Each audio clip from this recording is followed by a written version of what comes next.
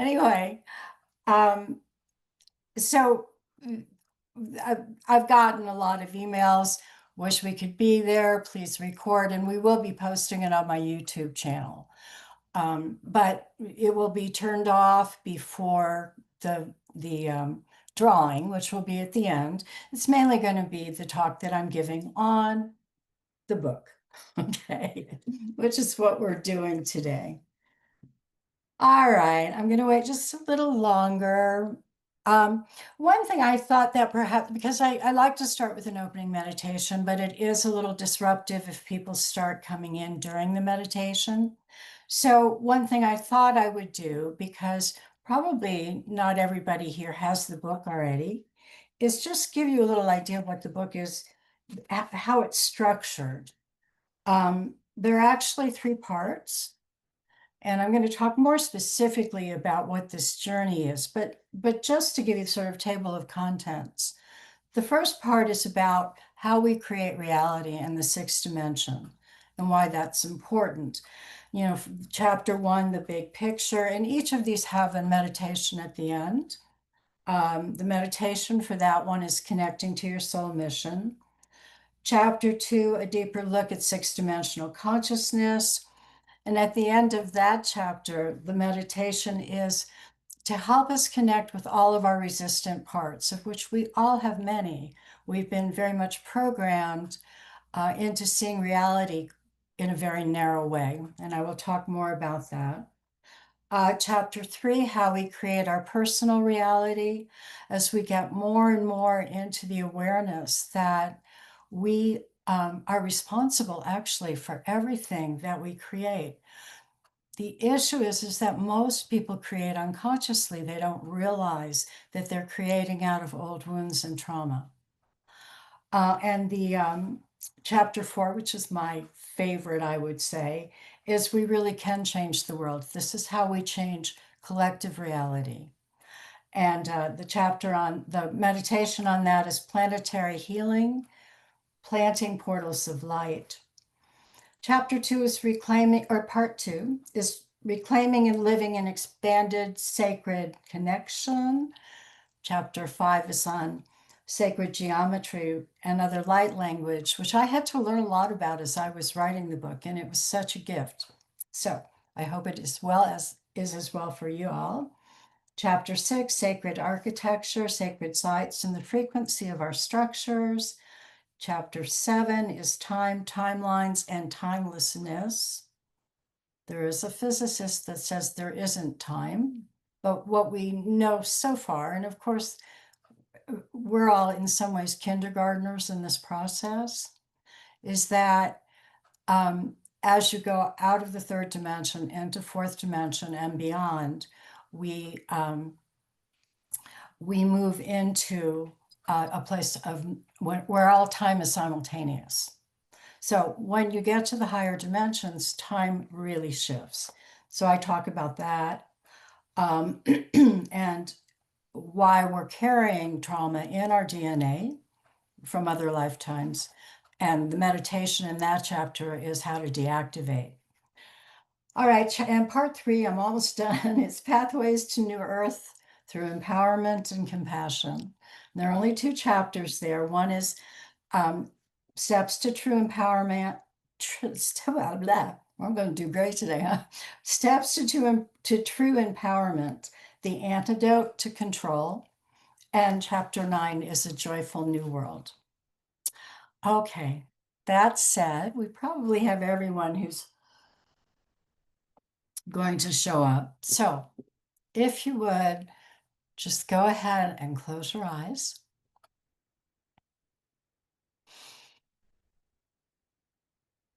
And just begin to focus on the breath. Becoming fully aware as you exhale. And fully aware as you inhale.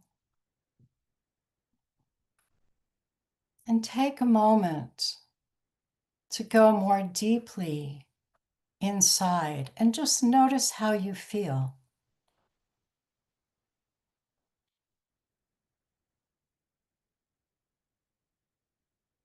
Notice if you feel expanded, contracted, distracted.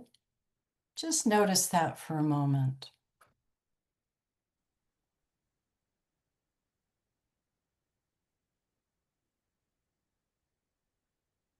And now, once again, focusing on the breath. On the exhale, releasing any concerns, releasing any distractions, releasing anything that's not allowing you to be fully present. And on the inhale, drawing in tiny golden spirals of light filled with love, and allow those tiny spirals to travel to every cell in your body.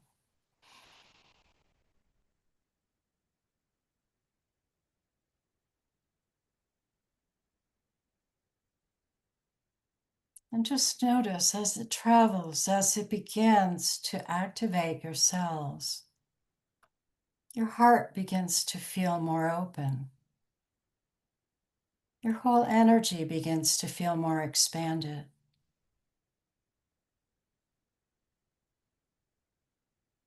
Notice any areas that feel tight and just breathe those spirals into that area, into those areas. And notice if anything shifts for you. Now I'd like you to rub your hands together and place them over your heart.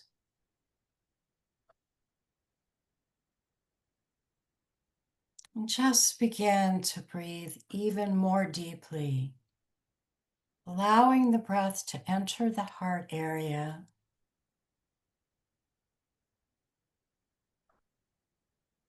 and to release through the heart area. Feeling that area open and relax and expand. Imagining that you can hold compassion for all beings, especially for yourself.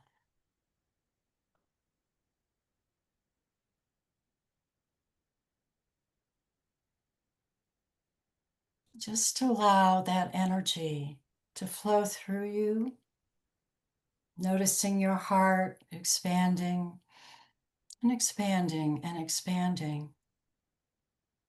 Now I'd like you to send that love energy, that high level of compassion, to everyone on our Zoom call.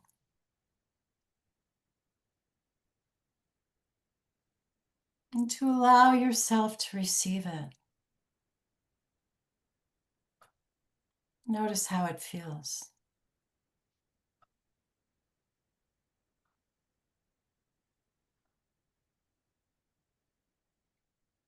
And now I'd like you to send that love and compassion out to all those in your communities,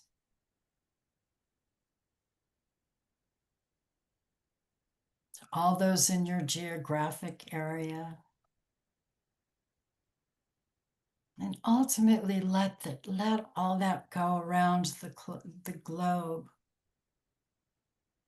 sending that love and compassion to all areas of darkness and suffering. Knowing that it is through this compassion that we transform our planet.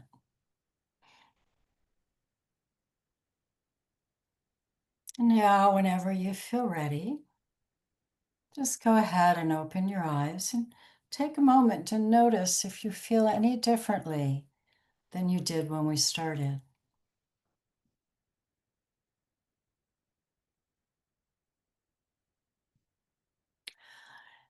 As we open the heart,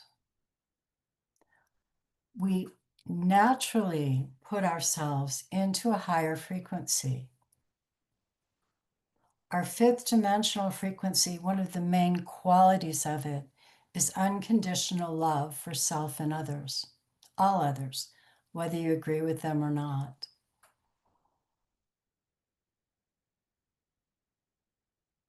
Not an easy thing to do these days. So what is this journey about? And I have to tell you, I don't typically use the word ascension. I wanted to name my book, my working title was Entering Earth's New Reality. The publisher and I had to work together to agree on a title. And so Ascension's in there, and it's fine because I do believe we are in this evolutionary process as human beings, and we are going from operating out of our third dimensional and fourth dimensional frequency into our fifth and sixth dimensional frequency. We are naturally designed to work out of that fifth and sixth dimension. But for the past probably 12, 13,000 years, most of humanity has gone through a dimensional descent.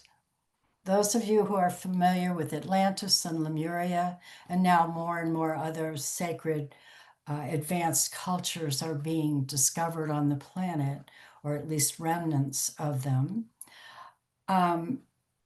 know that we had at various points in Earth's much longer history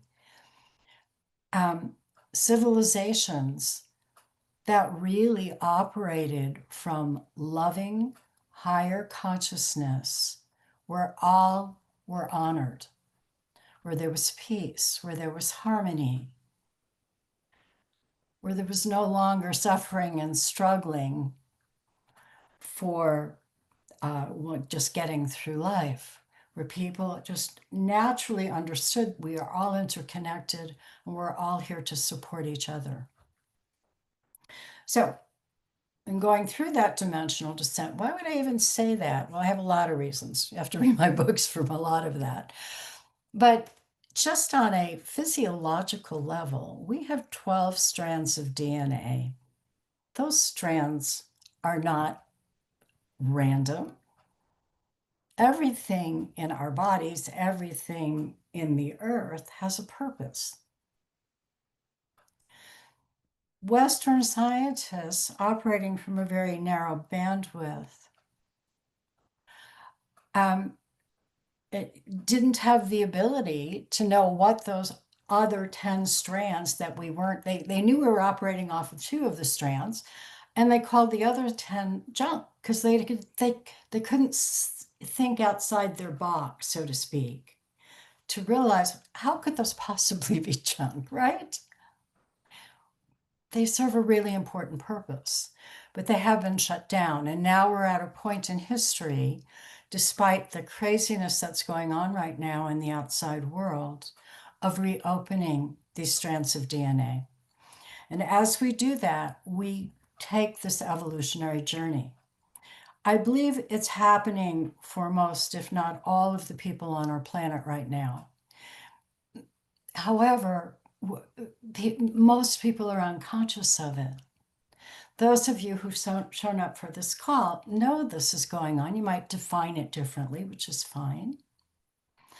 And I believe that those of us who are aware of this have a soul contract to help with this transition. We all deserve to live in a loving, harmonious, peaceful world. That's where there's justice, true justice for every single human, as well as a beautiful place for all non-human life forms so that everybody can thrive, everything can thrive.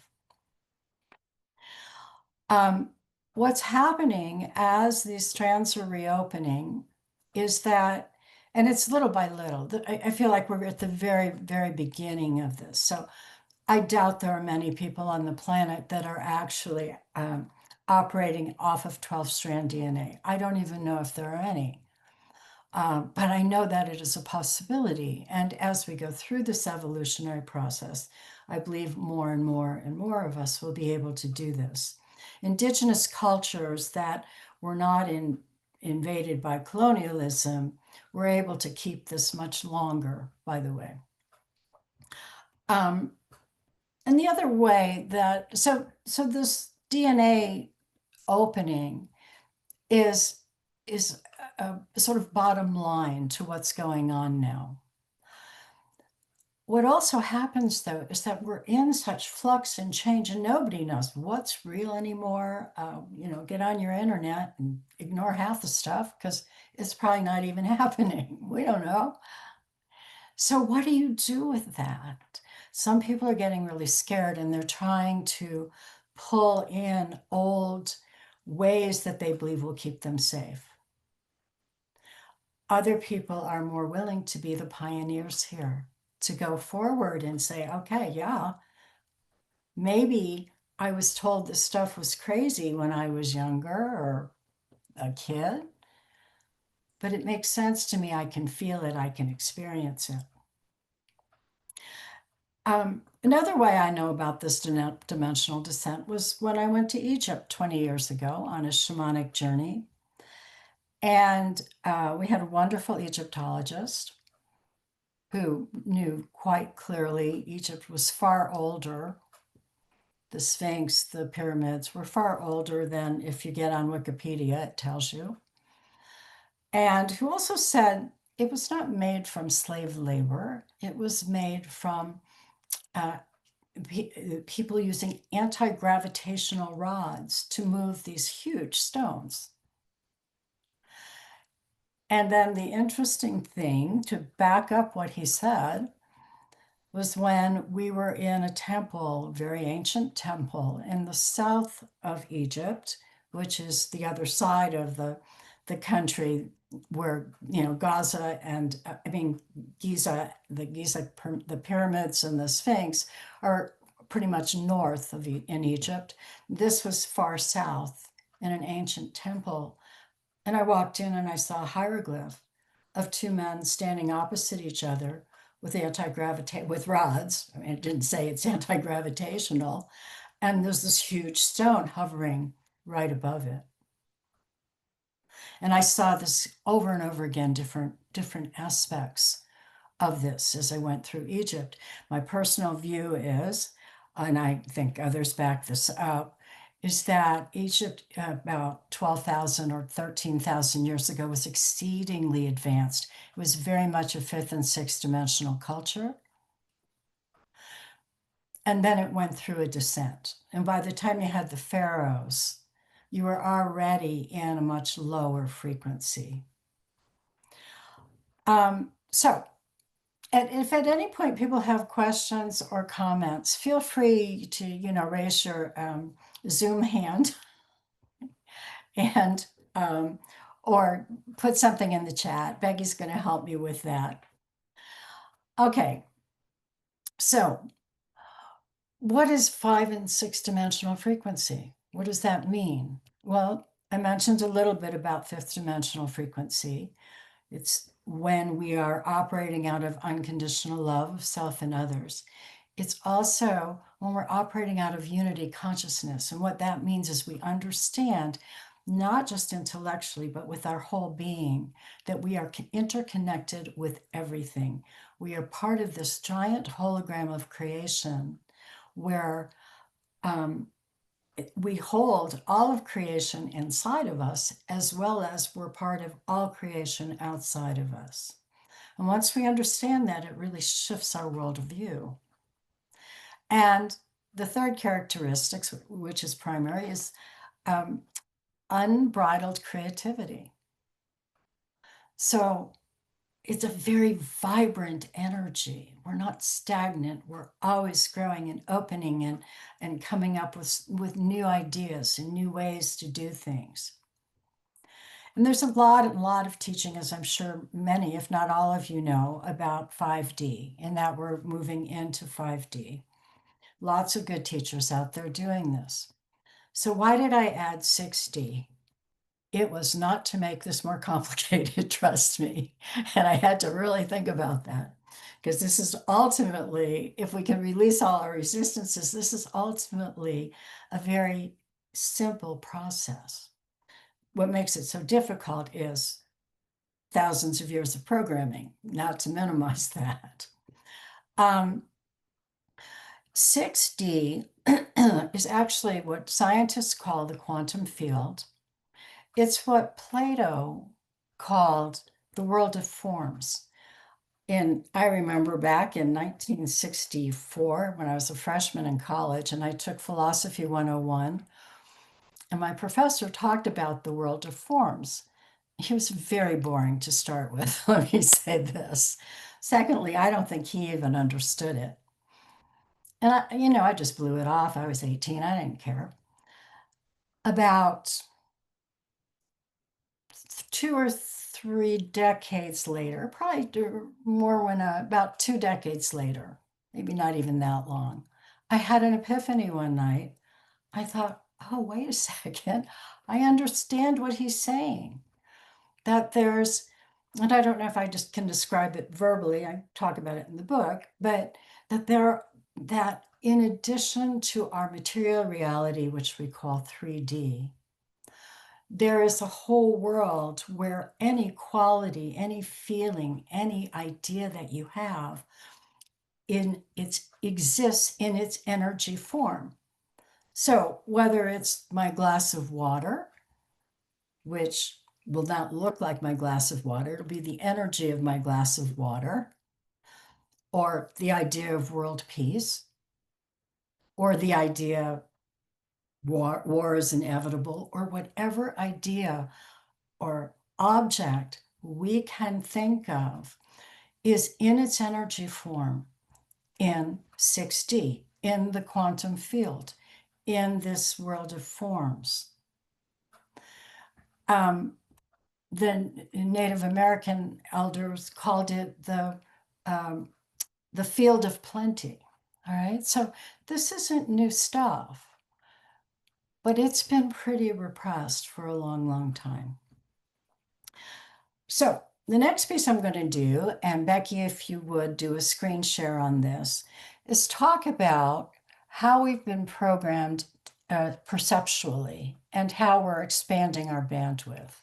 Can you pop that on, please? Okay.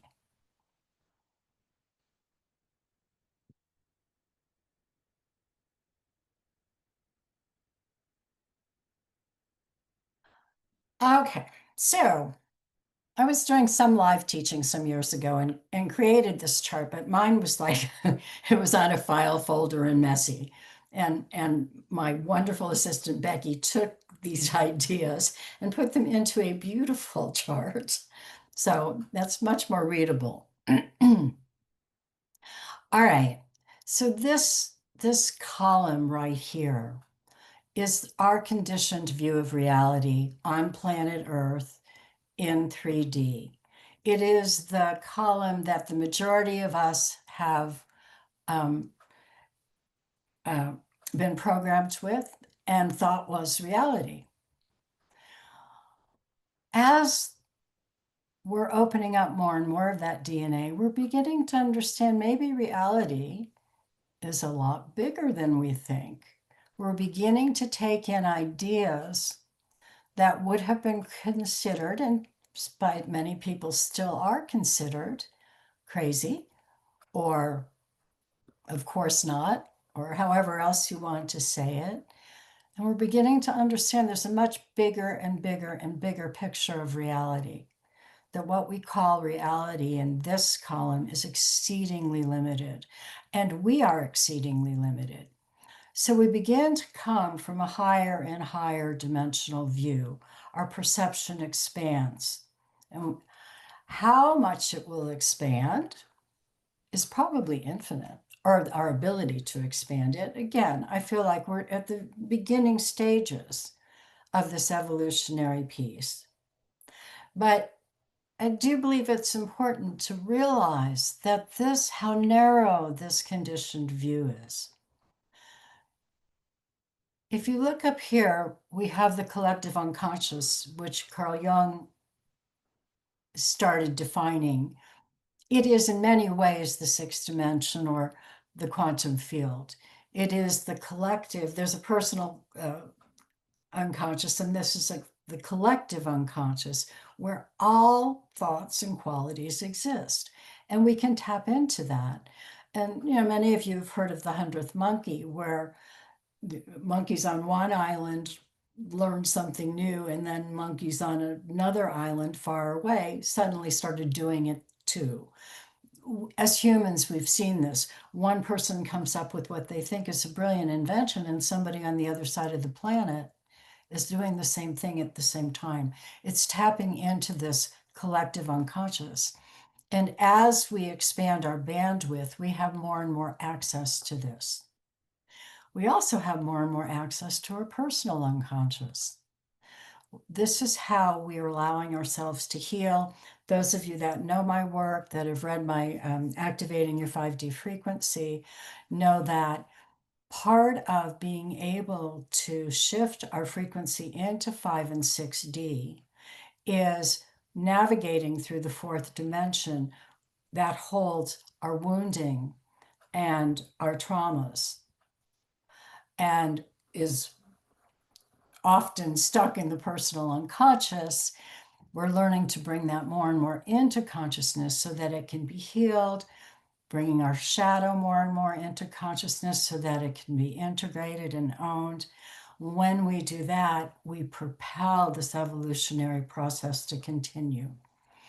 Okay, we can stop the share, Becky. I don't know. I guess I can stop it, can't I? No. Can you do that, Becky? It's not coming on mine. There we go. All right. So any questions or comments so far?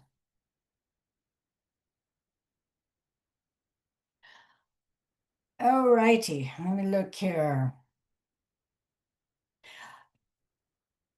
With our expanding bandwidth of perception, it's not a 1, 2, 3 deal. What happens is we're getting some feedback. I think I can change that. All right. What happens is all of our resistances also come up. And our resistances are fears.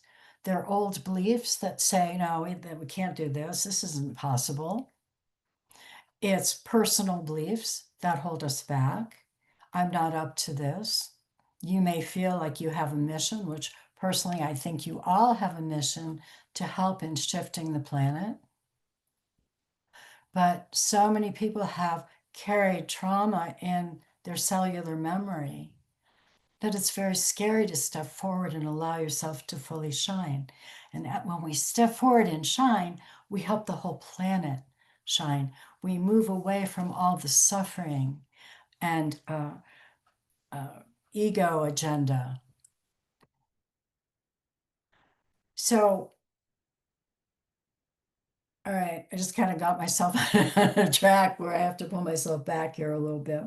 So it's a hard journey because we have these resistances. And one of the things that happened when my 5D book came out was I would get these students that were really excited and they were really feeling into the fifth dimensional frequency.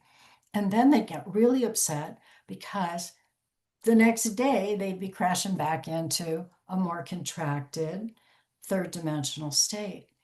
It's part of the process.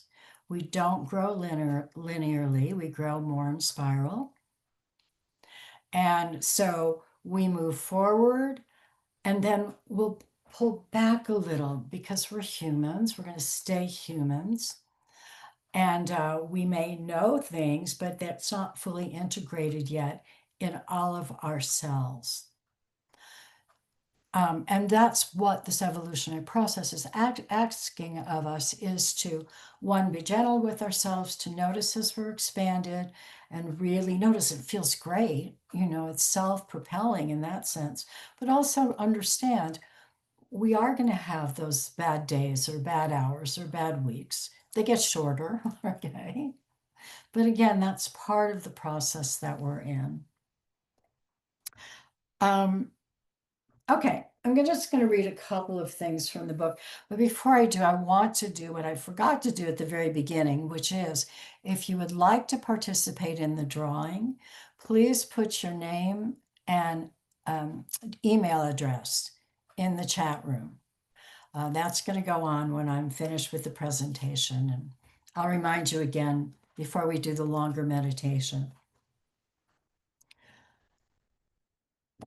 Okay.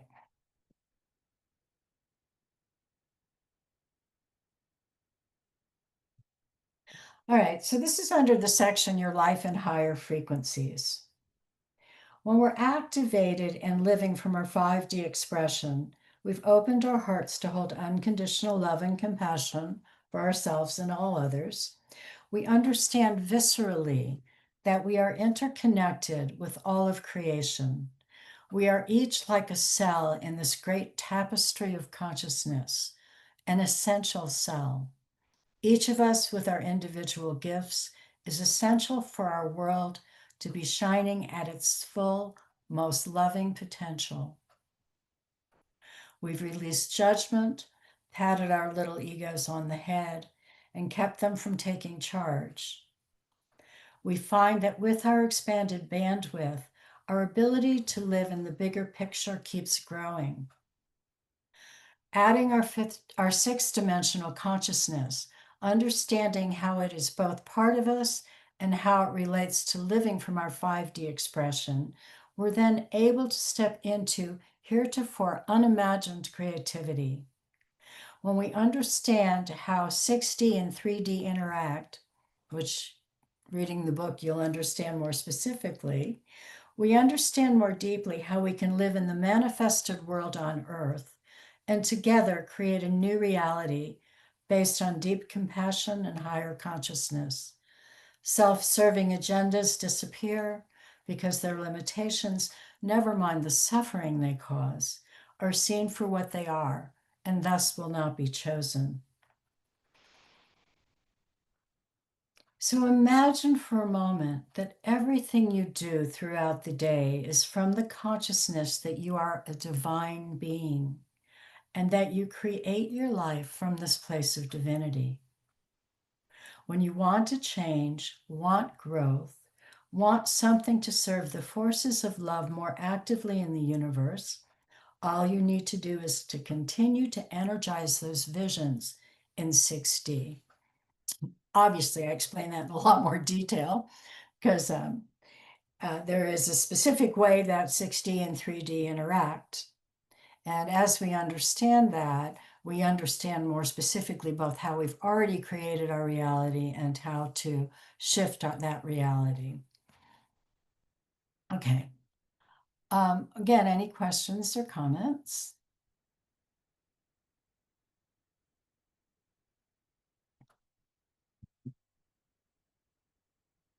I'm going to give you a minute because I see a few people moving forward. We'll see what they have anything going. Okay. All right. I guess it's not working. Wave your, if anything in the chat isn't working or the hand wave, actually wave your physical hand. Oh, okay. Cindy. Hi, Cindy. How do you shift from 3D to 6D? Okay, I'm going to give you that's a really important question. It is the essential thesis of this book. It's not exactly that we shift, we raise our frequency through opening the heart, really. But in terms of utilizing the sixth dimension to create reality, the way 6D works, and by the way, we have our own energetic blueprint in 6D. Everything exists in there, but it's in an energy form, in sacred geometry is the way I see it, if those of you are familiar with it. And 6D works kind of like, I hate to say it, social media. As an example, let's say 20% of the population are intent on creating world peace and put all of their attention on creating world peace. That creates, the world peace already exists, by the way, in the sixth dimension. It just hasn't shown up yet on the planet. When enough of us keep feeding that, essentially give it those social media hits, what happens is the energy becomes strong enough to actually show up on the planet. The same works with in our personal reality. Okay, so people do affirmations. The thing with affirmations is you could do one consciously, I bring in my abundance in my life. But if you're holding unconscious beliefs that either you don't deserve abundance or it's impossible for you, those beliefs uh, conflict with each other. And so it's where we can align our energy most intensely, most focused, that begins to bring that down into 3D. Does that make sense, Cindy? Okay, thanks. Yeah. Um, and that's what's really important to understand. I feel very sad when I see all this dystopian stuff being put out through media, film, and books, because and I'm not saying not to be aware that yes, that's a possible reality, but we don't want to feed it, because if energetically we keep focused on the dystopian pieces, that's what we're going to create. So yeah, see it.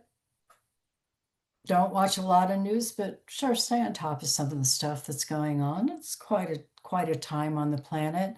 The old dysfunctional, limited reality does not die easily. And the more we focus on, yes, we all have this power to create a loving, peaceful, harmonious world, the more that begins to shift it. I did this last week in person in a bookstore, my local bookstore here, and I had a man that asked me what percentage I thought needed to focus on these positive things in order for it to happen. And I popped out 20% because I hadn't read anything. He goes, he's read 20% a lot. So we don't need 100%, but we need 20% focus to really shift things. Any other questions or comments? There are a couple more in the chat. Uh, there's a couple of comments that I'll read and then a question. Okay, yeah, read here. I see Cindy's, at least part of it, Becky. So let's start. Since Cindy asked the question, let's go with her comment first. Yeah, that's a good idea. So she says, Cindy, you say, to me, it's leaning into divinity and not fear or limited beliefs or conditioned tendencies personally and then with others. And Yes. you can unmute if you'd like, Cindy, and share, more on that.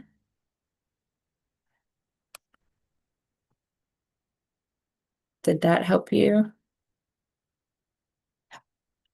Okay, I'm gonna move on though. Not that I don't want to hear from you, Cindy, but I just in terms of some time pieces, I think that that probably would make more sense. We have other questions or comments, Becky? Yeah, I'll read Carla's real quick. Hers is the next one. Carla, I love the hope and love that your thoughts and thesis of the book resonates with. Thank you, she says. Yeah, Carla. And then Amai Clarice, I'm sorry if I'm mispronouncing that, um, has written, I'm grateful for your earlier review of third, fourth, fifth, sixth, etc. dimensions. Just helps get everything in place for me. Thanks. And I agree. I agree with you, Mai. And there's a lot of really good material on those dimensions as well in Judith's other book, the activating your 5D frequency. If you haven't checked that out, that's a really good resource for these other dimensions. And then, of course, as Judith talks a lot about, Barbara Handcloud's work as well does a lot of that. But yeah, the this book really touches on the interaction of these dimensions in a different way, which is really lovely. So thank you, Mai. And then Beth has a question. If you have done a ton of work to healing trauma and know you have made progress, yet you feel stuck or contained, I think you say, oh, stoic, yet you feel stoic or contained at the heart center, what is a good practice to feel the opening?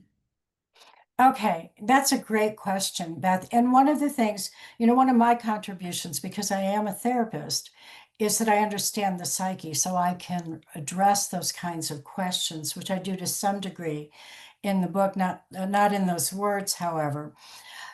We close our heart off out of fear, and out of uh, wounding, trauma, when we're dishonored as children in this lifetime, although I do believe we carry trauma, a lot of cellular trauma from other lifetimes as well. Those of you who know a bit about epigenetics know they're finding this more and more. But first of all, understand sometimes the heart is the last opening to happen because it has been protective to be closed down. And so understanding and being gentle with yourself about that is a start. I would really encourage you to do, if you journal, to go deeper and look at all your fears. What might happen if I were open hearted? What would happen if I walked through this world where a lot of people are feeling it as dangerous, spreading love? Would I be too vulnerable? What does that mean? So, this is again not an overnight process. It's a little by little by little. But those, let me put those out as ways to help you begin that process. And again, that's a really good question because you are far from alone in that. Okay. Anything else we got there, Becky? Okay. All right. So let me think here where I want to go. Oh, I want to talk about light codes.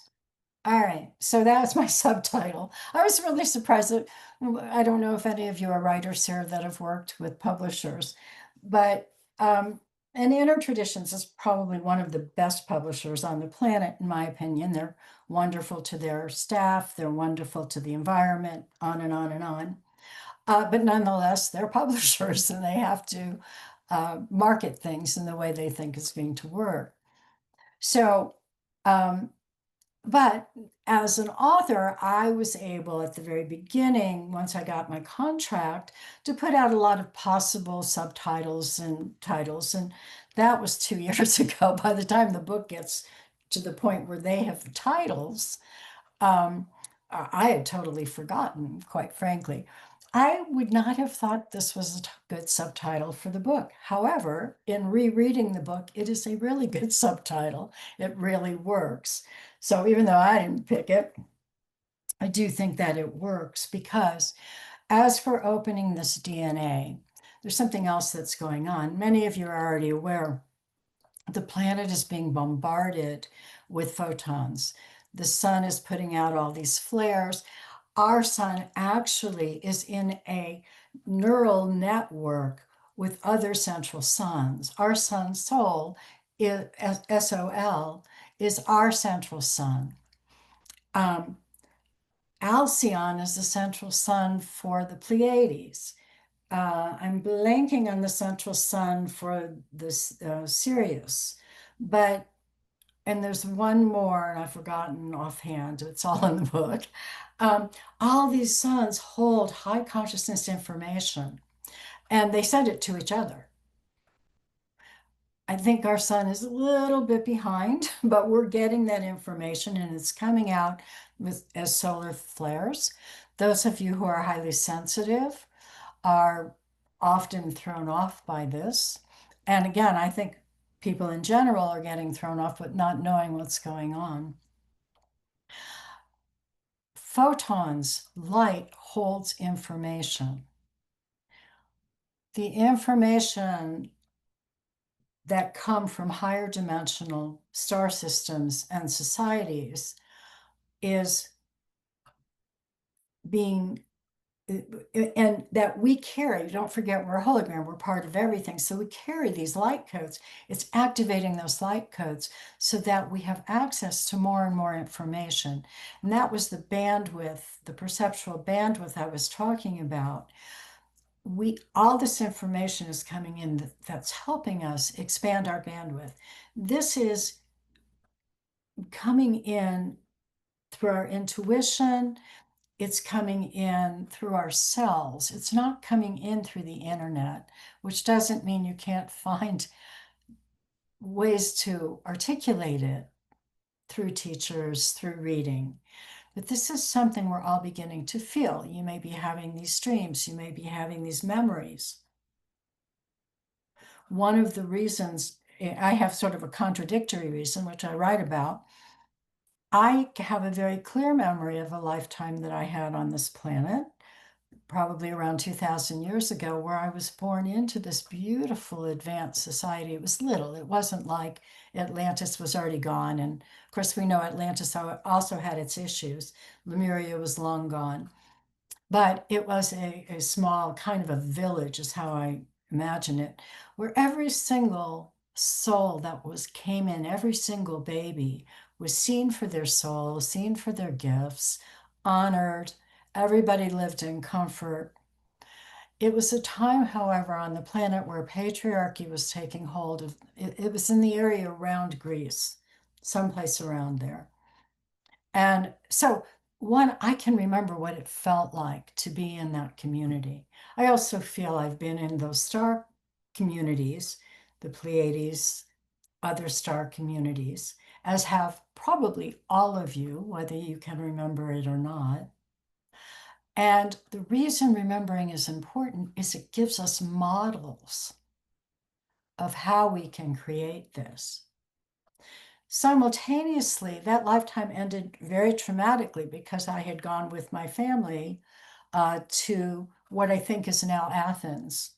And I was going against the powers that be, going out into my yard, and townspeople would gather, and I would speak this stuff I'm speaking now. Maybe I might have been more articulate that day than I am right now. Um, and everything was going fine, even though I knew there was some danger. Let me just say it didn't end well. And the trauma that I carried on a cellular level has quite frankly kept me from stepping fully out into the world. I'm getting better and better at it. I'm almost 80, so it's about time. I'm not alone on this. Most people that I would consider to be avatars or star seeds are carrying trauma in their genes from, literally or figuratively being burned at the stake. And so we're in this place of really expanding and remembering, and simultaneously, the old trauma is also coming to the surface. It's coming to be healed,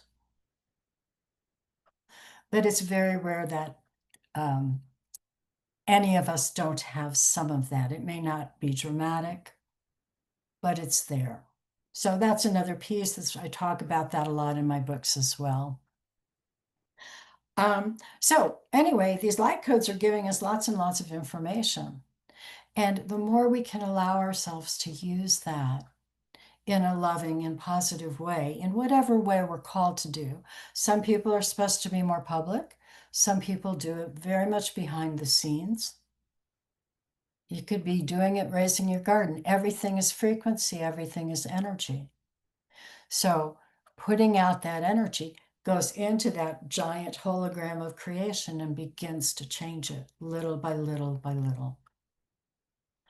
Okay, any other questions or comments? Is that a question, Becky? Or you have somebody There there? was a comment that Amai made that I wanted to speak into too.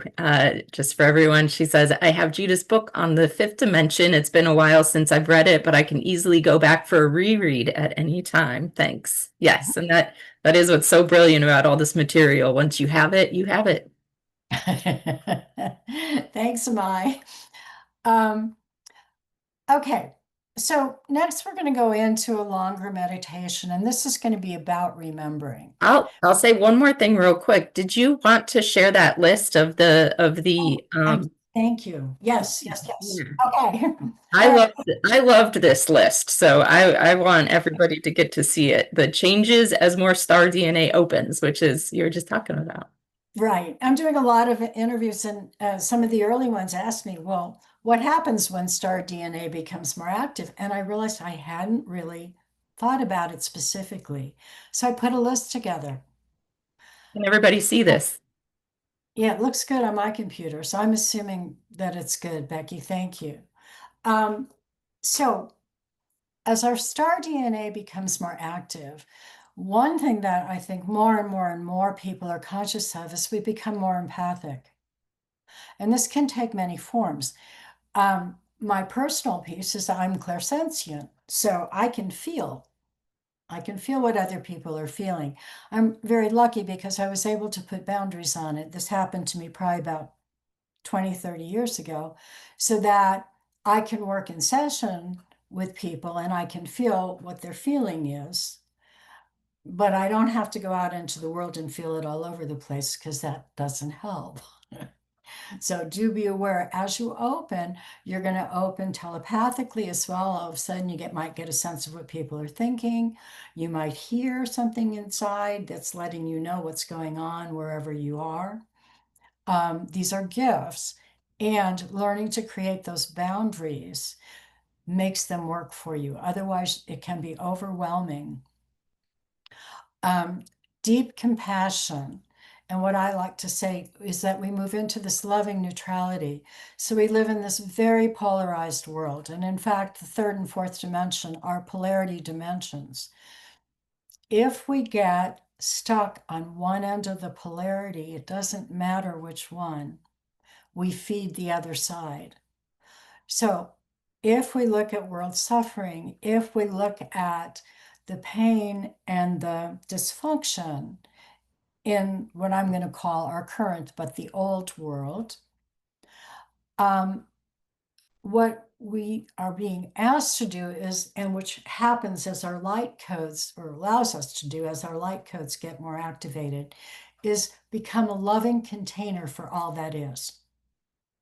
So it's not that we don't, as humans, have a point of view or stand up for what we believe is fair and just, but we don't energetically participate in a way that feeds the polarity. We hold compassion and we hold neutrality, understanding there's a much higher reality here. Another piece that happens is more and more people are getting in touch with spirit guides. Are they part of us? Of course, because we're everything. Do they exist separate from us? On some level, yes, and on some level, no. I mean, that's all. You can define it any way you want, it doesn't matter. The reality is, higher dimensional, higher consciousness information is available to us, as well as loving higher dimensional support.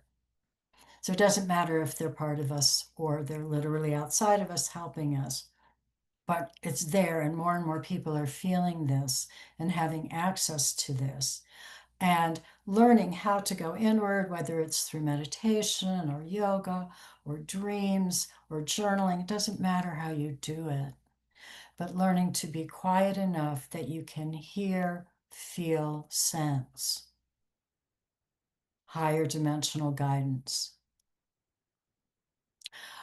It deepens our connection to source.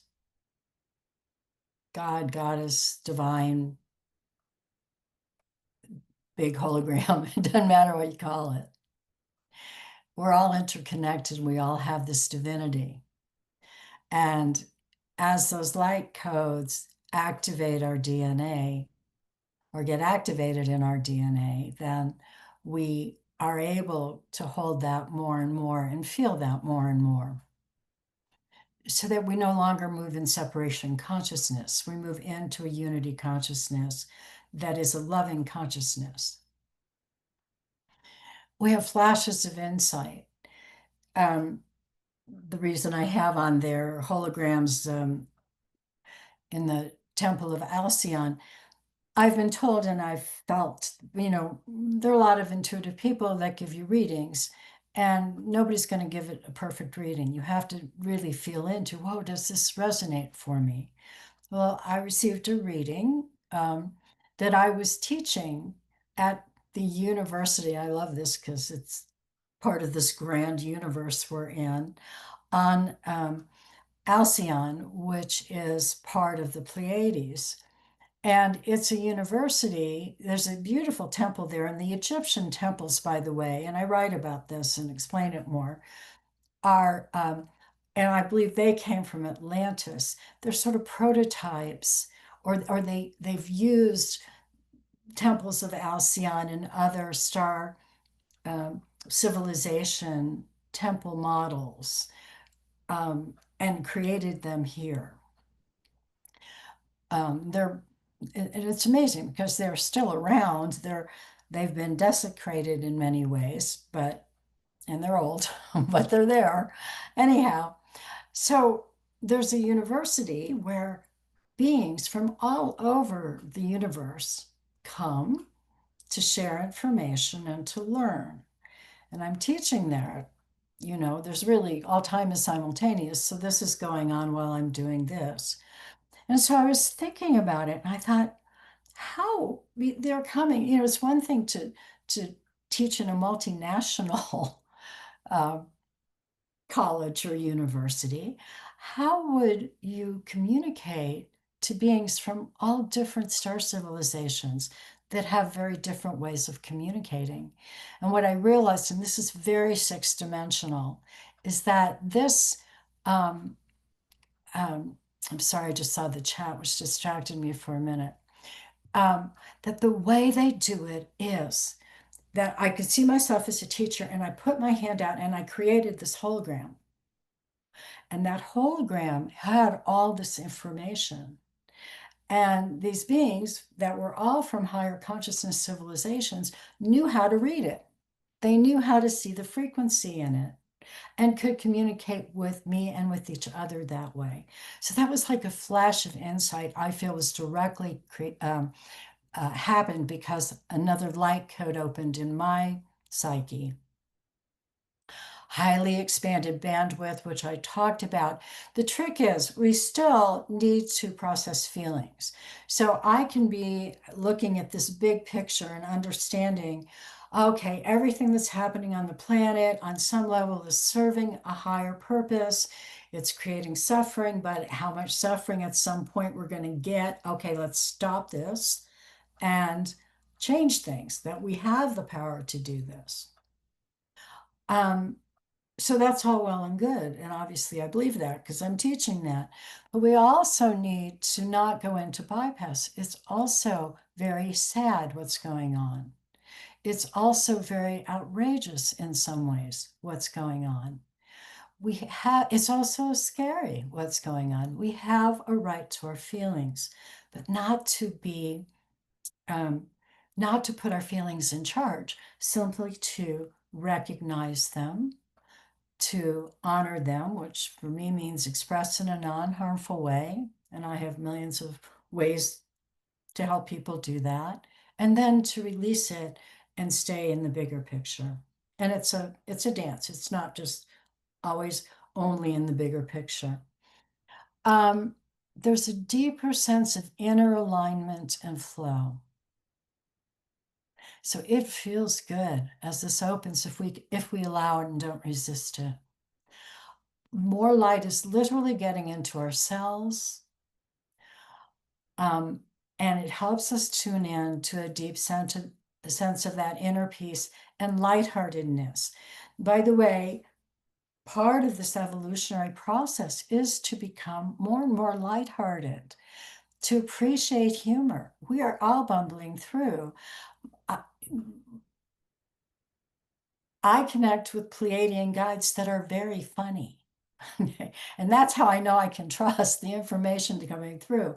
If I get something dour and serious, it doesn't mean the information's not important that's coming through. But if it's presented in an energetic way that's heavy and serious, I personally don't trust that. And I speak a little bit more about that. We step out of time, so we remember past experiences and future experiences. And again, our left brains have a big, they don't like that information. It's too complex or it's too expanded. But more and more of us are understanding this and having these recollections. Getting more images of advanced star civilizations, which are models for us. How are we going to create this on planet Earth? How are we going to recreate it? I think we will do it. And I think as we do it, it's actually going to be at an even higher frequency than it was with Lemuria and Atlantis, because we've gone through the suffering. We understand. And I don't think beings from higher dimensional places fully could understand the mess we could create until we created it.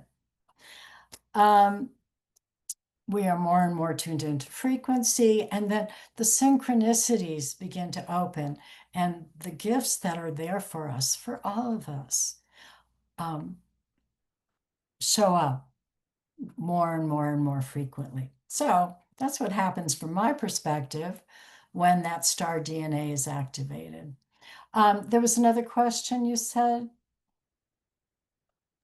Becky, or my head, I can't remember what you said. I'm sorry. Yeah, it's does anyone know when we do our DNA testing these days, do they include info on the DNA material from star nations? I I don't. seriously doubt it, but visualizing that they will be able to do this, because I do think it's possible. But you have to, have that expanded bandwidth to even imagine that you could create DNA testing that would do that. So, I would imagine so. Thank you. I can't figure out how to turn my camera on today for some reason. yeah, people But have, I would really like to have that kind of information. Oh, here I am. I'd yeah, really like to have that, that kind of information available, and so I'm thinking with all the things that we can do, is there somebody out there that's working on this? that's great, Amai. And those are the things that need to be put out, because there probably is. They Yeah, may not yeah. have funding. Mm, mm. This Okay. is when you operate off a very narrow bandwidth, you don't get Yeah. who funds the research, right? Right. But Right. just the Right. fact you've thought it and put it out there really opens this collectively. So, Mhm. it's that collective unconscious. Maybe right Okay. now somebody's getting it. Woohoo! I actually had a geneticist last week at my uh, when I did a book talk last week. And I'm going to see him again and ask him more, because I didn't know he was a geneticist. He and his wife and another friend went out afterwards, and I found this out. So Okay. we'll see if we can get some of that going. Okay. Thank you very much. I appreciate it, y'all. Okay. So that's pretty much the essence of my talk today. Um, it's much more clear in my books. Sometimes it comes through real clear for me, sometimes not as clear. Um, or really, it's my resistance that stands in the way. But I do feel that if you're interested, if it draws you, read the books. They express things, I think, in a pretty accessible way. And they're very expanded ideas that all of you obviously want to know, or you wouldn't have shown up today. So we're going to go into a long meditation, and that meditation is going to be about remembering advanced civilizations. I want to just take a minute, though. If you want to be in the drawing, please put your name in the chat with the email. And the way it will work is if you win a physical object, like specifically the books, and I'm afraid that can only happen for people that live in the US. These two of the books, there'll be two copies of this book and of my 5D frequency that are being given away. Those are coming directly from Inner Traditions. I'm also going to give away a copy of my Empowering the Spirit, which was an earlier book, and my very first book, which I've just re-released, Journey to Wholeness, and that will be coming from me. Thank you, Cindy. She's dancing for me. um, but you have to live in the United States. It's just too expensive to send these books, whether it's me or Inner Traditions, to other parts of the world. So I do apologize for that. But then there are two other pieces in the drawing that you can be anywhere in the world. So, okay, take a moment, sign in on the chat, and then you may want to have your journals handy for this.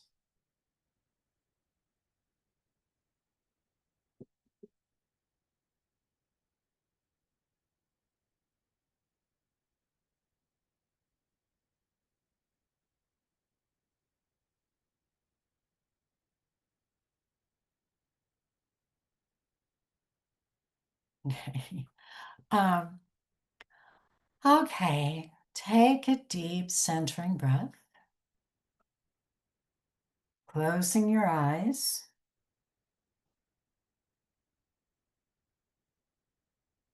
And allowing your breath to go deeper and deeper, becoming fully aware as you exhale and fully aware as you inhale.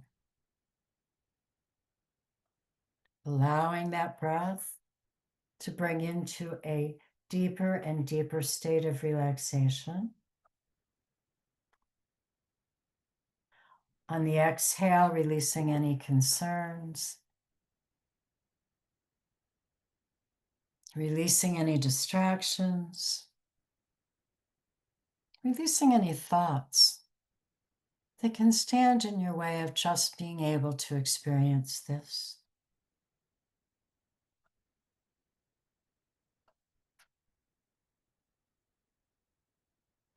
On the inhale, yet again pulling in those tiny golden spirals filled with love, filled with light, and allowing them to spread through every cell in your body.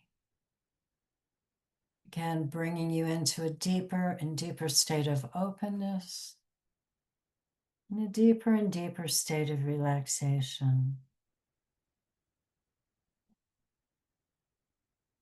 Now I'd like you to imagine yourself in a beautiful spot in nature, perhaps by the ocean or the mountains or in a beautiful meadow. Drink in the visual beauty around you, noticing all the colors and shapes. Listen to all the sounds. Do you hear the birds calling? Are there waves crashing or lapping onto the shore? How about the rustling of tree leaves? Feel the sun warming your hair and skin. Enjoy the gentle breeze. Notice any fragrances in the air.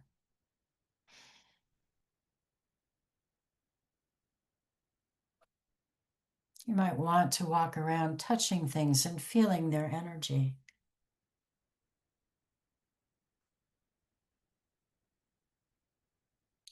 And then pause and look out over the scene before you. And as you do, you notice a horizontal beam of light coming toward you. You sense the loving and affirming energy that it holds.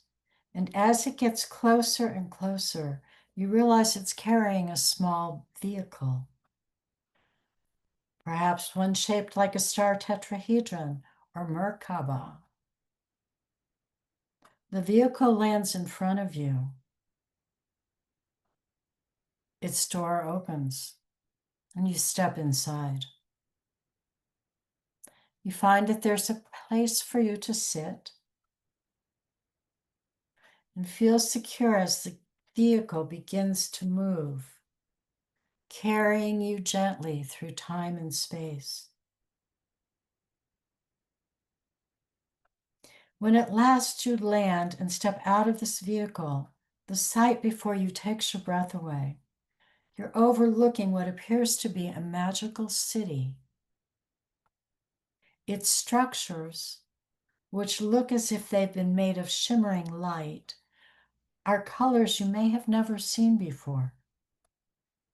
And they are emitting a beautiful, peaceful energy that begins to connect with all of your cells.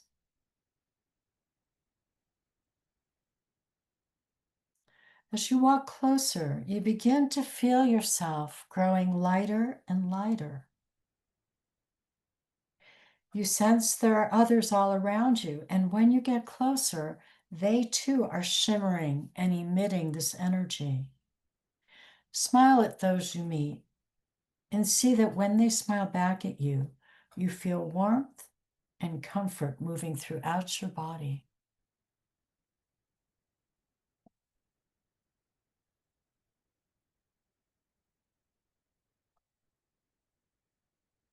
You come to a park filled with stunning plants and flowers that are shimmering as well. Sit on one of the benches and just allow yourself to bask in this energy.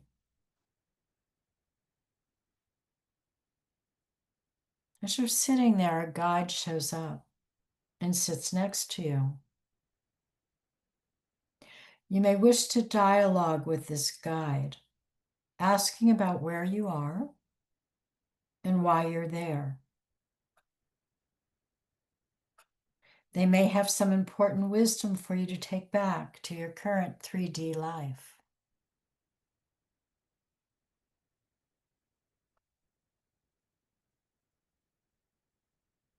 Perhaps they lead you around so you can see the beings who live there and go about their daily lives. Maybe there's a special place that your guide wants you to see. Allow yourself to absorb as much as you can about this place you're visiting.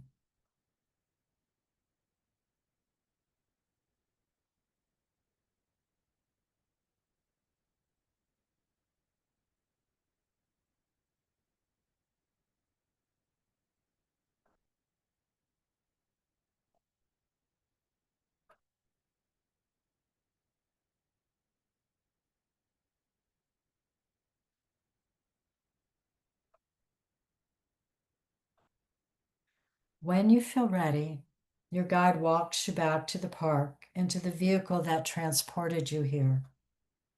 As you get in, you realize that something deep within you has shifted from this experience. The vehicle takes you back to the place you began this journey. And after landing gently, breathe deeply and feel into and ponder the experiences you just have had.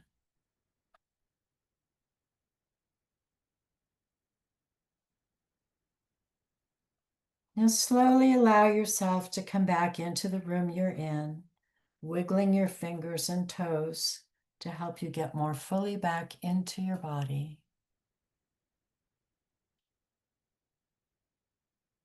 And if you wish, jot a few things down in your journal. You can journal far more after, but it's usually useful to jot some main key pieces so you don't forget them.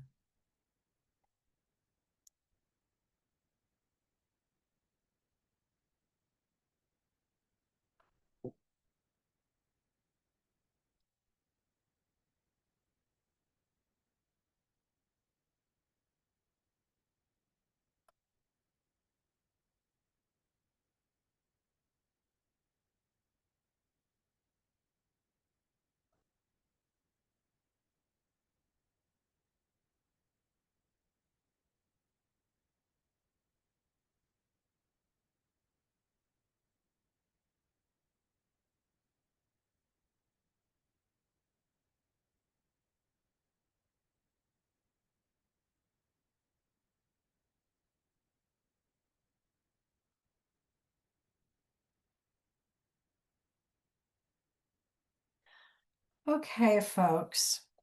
Again, you'll have more time. We'll be ending shortly, so you'll be able to journal more on this. I want to thank everyone for showing up. Some familiar names, even though I haven't seen your faces, some familiar faces that I did get to see, which is always lovely. And then some of you who I don't know, and I'm delighted that you came on. Becky's now, I'm going to sign off, and Becky is going to lead the chat, the drawing. So if you haven't signed into the chat, feel free to go ahead and do that. If you're not interested in the drawing, you can sign off now. If you win something you already have and don't want, pass it. You ask her to spin again and pass it on. And I think that's about it. Again, thank you so much for showing up. And I send love to you all. Bye.